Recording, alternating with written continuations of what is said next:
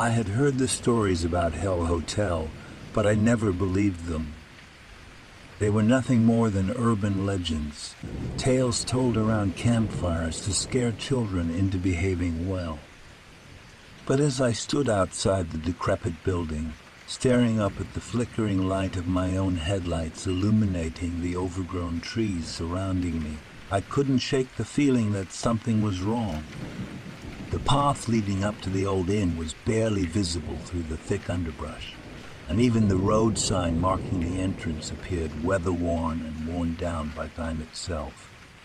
As I got closer, I could feel eyes watching me from the darkness, and a chill ran down my spine.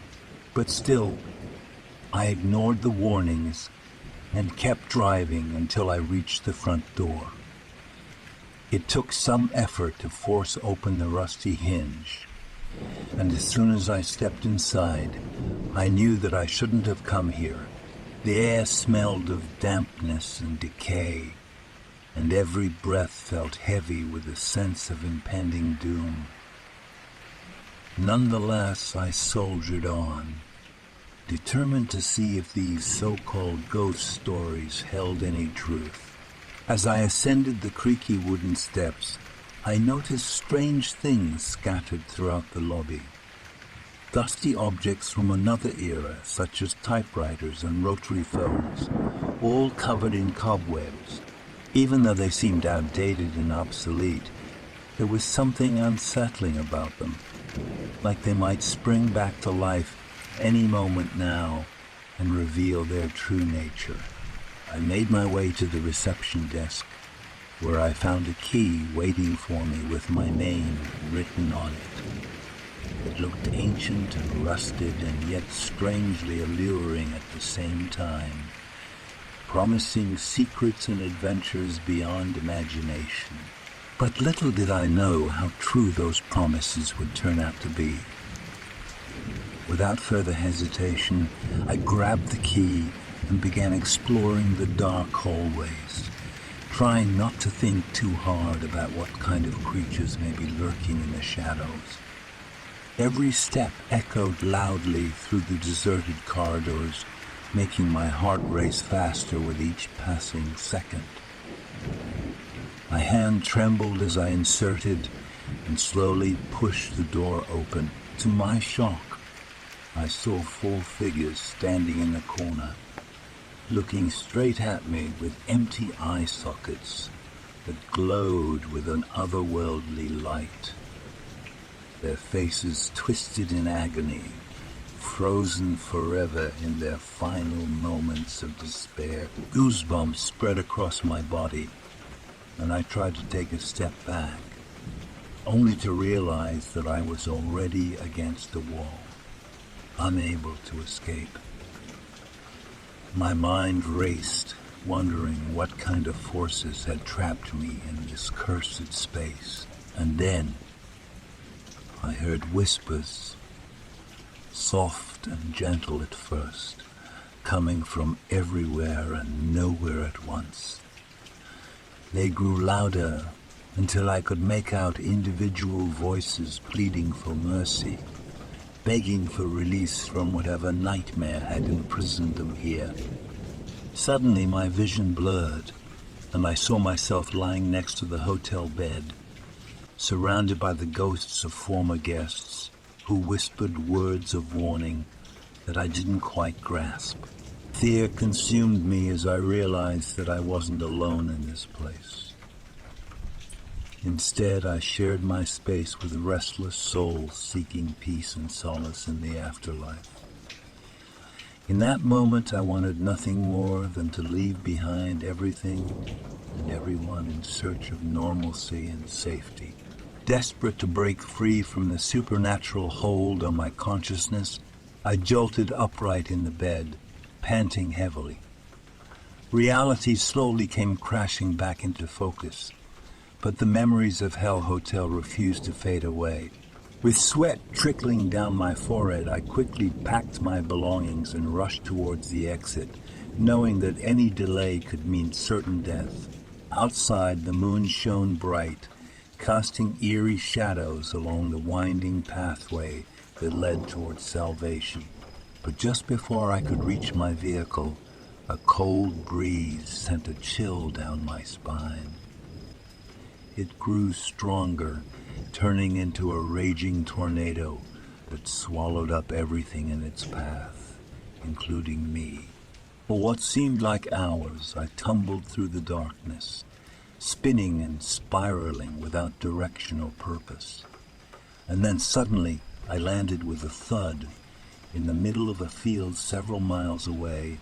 As the hours stretched on, the atmosphere inside the cabin grew increasingly oppressive. The flickering lights cast grotesque shadows on the faces of the terrified passengers, their eyes darting nervously around the dimly lit space. Whispers of desperation mixed with the stench of fear hung heavy in the air. Outside, the forest whispered its secrets. The rustling of leaves carried on an eerie breeze. It was as if the very nature surrounding us had turned against us, embracing the malevolence that dwelled within. The once twisted trees now seemed to contort further, their gnarled branches reaching out like skeletal hands, ready to snatch away any semblance of hope we clung to. A group of us decided to venture out of the cabin, driven by the need to find help or escape this nightmarish place. We formed a cautious line, moving through the darkness with trembling steps. The beam of the woman's flashlight illuminated the path ahead, revealing a trail strewn with debris and broken branches. As we pressed deeper into the woods, the silence grew more oppressive. The crunch of leaves underfoot was the only sound, echoing like a sinister lullaby. Unease settled in the pit of my stomach, each step forward feeling like a descent into madness. Suddenly, a blood-curdling scream pierced the stillness, shattering our nerve. We turned in the direction of the cry, hearts pounding in our chests. There, in the beam of the flashlight, we saw a figure sprawled on the ground, surrounded by a pool of dark, glistening liquid. Rushing towards the fallen person, we discovered it was one of our own, a man who had been seated near the back of the plane. His body was contorted in unnatural angles, his face etched with a horrifying expression of terror. It was clear that he hadn't died peacefully. Panic took hold of our group as we realized that something sinister was stalking us in these woods. We hurried back to the cabin, abandoning any hope of finding rescue outside. The doors creaked shut behind us, but it provided little solace against the unknown terror that lurked just beyond the metal walls. Hours turned into days, and with each passing moment, our sanity frayed. The cabin became a claustrophobic prison, each corner filled with paranoia and despair. The dead weight of the unknown pressed upon us, threatening to crush our spirits. As food and water supplies dwindled, desperation set in. Some began to turn on each other, accusing their fellow survivors of harboring dark secrets or being in league with the malevolent force that haunted us.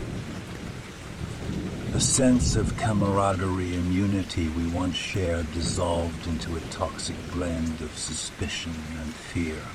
But amid the chaos, a glimmer of hope emerged. A young woman with nerves of steel and a determination to survive rallied those of us who hadn't succumbed to the grip of insanity. She organized search parties, scoured the cabin for any useful items, and devised a plan to escape. Under the cover of darkness, we made our move. With makeshift weapons in hand, we ventured out into the night, praying that we wouldn't become the next victims of whatever dwelled within those cursed woods. It was a treacherous journey, filled with heart-stopping encounters and narrow escapes. The forest seemed to come alive, twisting and morphing around us, as if mocking our feeble attempts to escape its clutches. But we pressed on, driven by the will to survive and the belief that there must be a way out. After what felt like an eternity, we stumbled upon a small clearing bathed in pale moonlight. In the distance, we could hear the faint sound of running water, a sign of civilization. Exhausted and battered, we followed the sound, hoping that it would lead us to safety. Finally, we emerged from the forest's grip and found ourselves on the outskirts of a small town. The sight of street lights and familiar buildings brought tears of relief to our eyes. We were saved, but the horrors we had experienced in those woods would forever haunt us. The scars, both physical and emotional, would serve as a constant reminder of the malevolence that can lurk in the darkest corners of our world. As I sit here recounting the events of that fateful journey, I realize that fate had indeed planned something for me. A brush with the unspeakable, a taste of true terror, and though I may have escaped with my life, I will forever carry the weight of that night, etched into my soul like a scar that will never fade.